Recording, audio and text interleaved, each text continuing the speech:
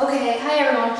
I'm going to show you a very quick run through, well hopefully a quick run through of the different exercises for the beginner class style workout that I've put up. It's a new one, so hopefully it'll be an improved one from the last time. But for now I'm going to focus on beginners and I'm going to show you the exercises for the workout. So the first exercise is the kettlebell goblet squat. This is a great exercise for anyone, but especially beginners. So in your squat position, whether it be hip width, shoulder width apart, finding where you're most comfortable squatting from, and also your toes are pointing slightly outwards generally.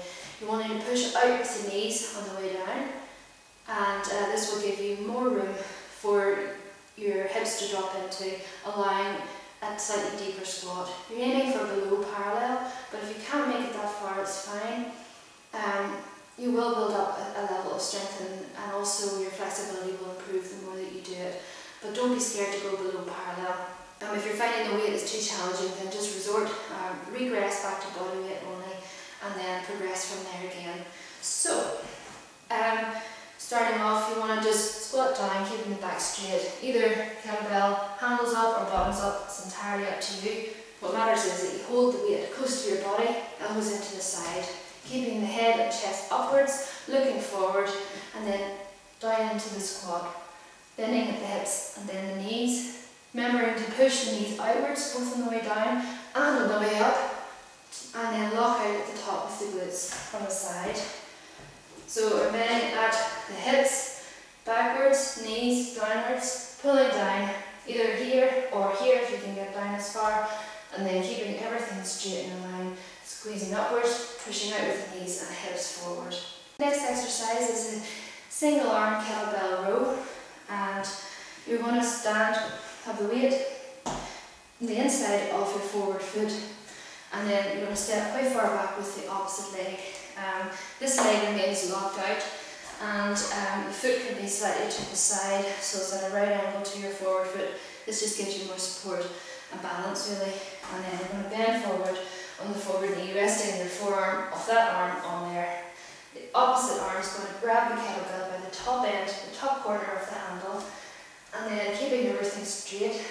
Don't let the shoulder gravitate upwards, let it come down, locking in using the lats. You're wanting to feel this at the back of the shoulder, and then just pull the kettlebell towards the hip bone and lower under control. Keep the elbow close to the side as you roll. Okay, so the next exercise is a two-handed kettlebell swing. It's an interesting one to teach because there's so many different styles out there, but in essence what you're trying to do is swing the kettlebell back and forward in a relatively horizontal plane. You're wanting to feel it in the hamstrings and you're wanting to fire forward with the glutes. I'll demonstrate it. Here you can pick up from the ground. Loading the hamstrings, keeping the head and shoulders straight, the back is completely neutral, and then you're swinging forward, hinging at the hips, bending slightly at the knees, and feeling the stretch in the hamstrings, and then power forward with the glutes, not lifting with my arms. I'm not using my arms to compensate, I'm not using them to help with the height. If you want more height, you need to actually load the hamstrings more and fire harder with the glutes. The other thing you're not wanting to do to get the kettlebell is to extend your lower back. Often happens with beginners. You're not doing a squat. If anything, it looks more like a deadlift because you're hinging at the hips and then bending with the knees.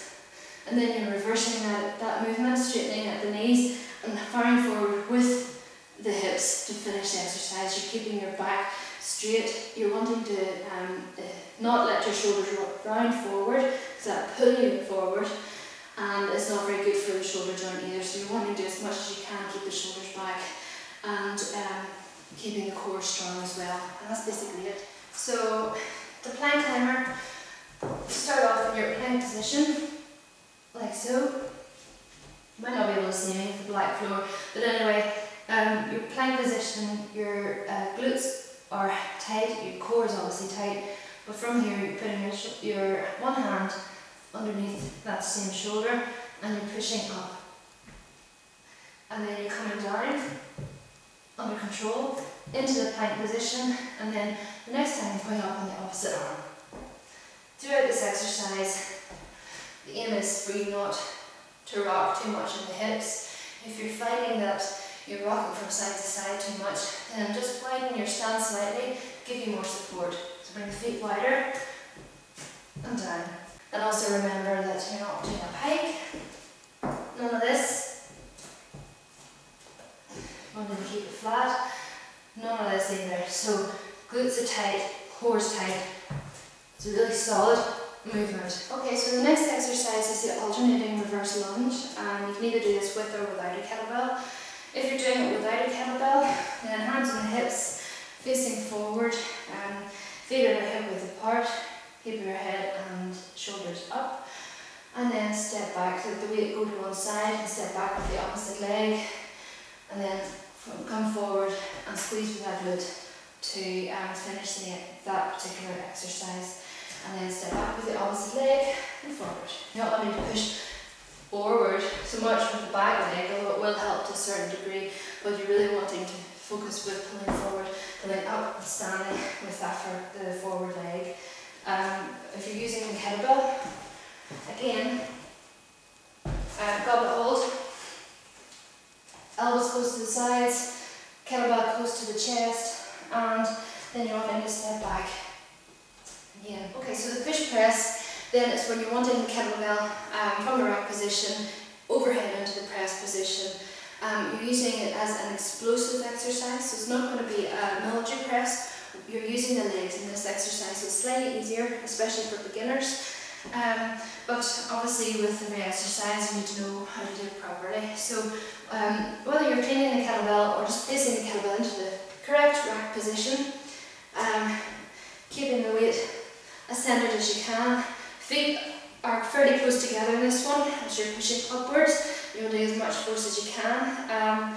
So about hip width apart, and then you're going to dip, and on the rise you're going to propel the kettlebell above the head and then let the kettlebell come back down, dip and rise again. So dip, push, dip and rise, dip, push, lock out at the top, and then control the fall of the kettlebell down. The alternating kettlebell swing, or the hand-to-hands kettlebell swing, whatever you want to call it.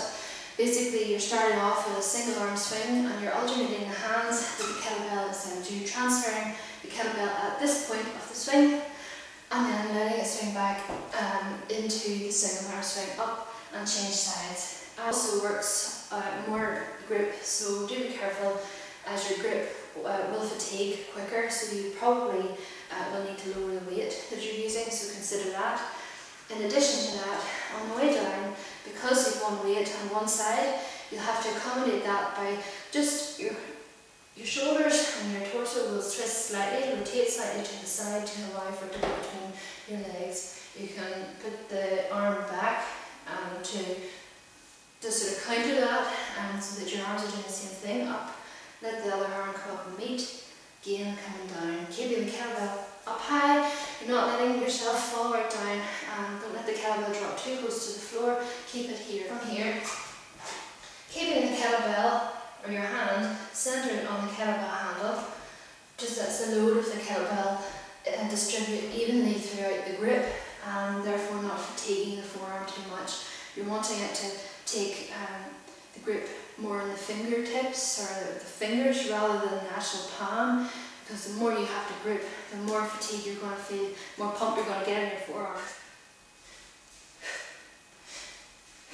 So there's quite a lot to think about in that one. If you do find you're having trouble, return to the two-handed swing, it's fine. So that's it for the tutorial. I know I went on a bit, as I tend to, I knew I would, but I want to make sure that everyone understands the exercises that they're about to do in the workout. And remembering that you're still working on your coordination, flexibility, mobility, and all these factors come into play, and also there's a lot to think about. So don't be too hard on yourself, try your best, and see how you get on with the workout.